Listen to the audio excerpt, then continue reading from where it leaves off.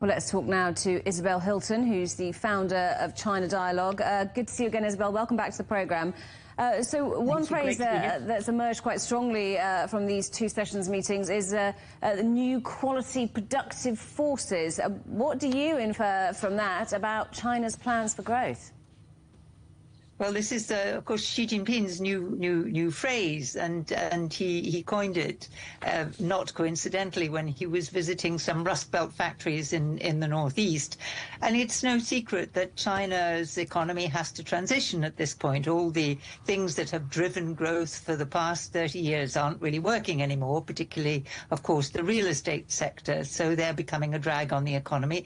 And to carry on moving forward and to avoid the middle income trap, China needs advanced technologies. It needs new forces of production.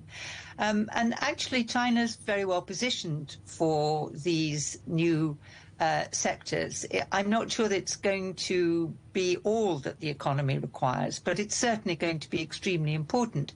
And if you think of what the world is going through in terms of the energy transition, as we've heard, China already dominates in most of the renewable technologies.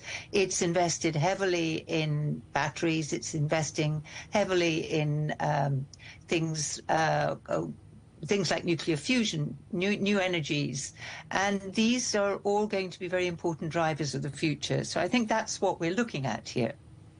And Premier Li characterised this transition as a new leap forward, focusing on things, as you mentioned, like a quantum technology, electric vehicles, for example. You say China's already quite well placed to take on this transition, but what structural changes and reforms do you think will be needed to allow for it? Well, I think I'd probably avoid the term leap forward if I were talking about China's future, given what happened the last time. And I think it's quite important to avoid the mistakes of the last leap forward, which were too much state direction, too much top-down direction to the economy.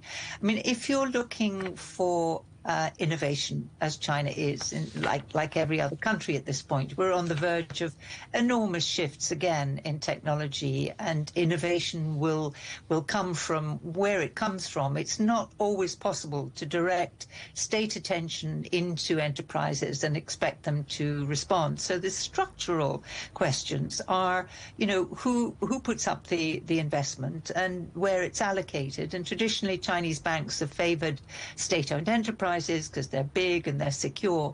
But like giant corporations in the West, these tend not to be the most innovative sectors. So there has to be a capacity to fund riskier enterprises and startups. If you think that BYD, which is now the biggest producer of electric vehicles, was the private company that specialized in batteries. That's where innovation comes from. It's sometimes unexpected, and you need a system that can support it through what can be quite unproductive early years before it bears fruit. So China looking at this move forward towards greener technology, what would this push mean for the rest of the world and the global economy?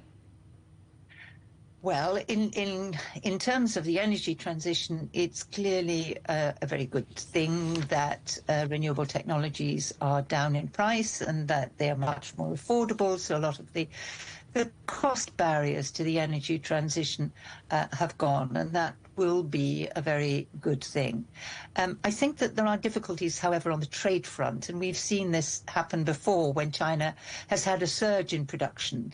At the moment, we're seeing a surge in production of electric vehicles. Many companies in China competing with each other, cutthroat competition and cutting price. And this is very worrying for a lot of China's trade partners, because when this happens, when China is producing more than can be consumed at home, it looks to export markets to absorb the surplus. And that is quite threatening to other economies. And I think that we're already seeing a bit pushback from Europe. We're seeing pushback from the United States. So this will all need some rather careful management, I think, if it's not going to create further frictions. Isabel, great to talk to you today. Thank you for joining us. That's Isabel Hilton, founder of China Dialogue.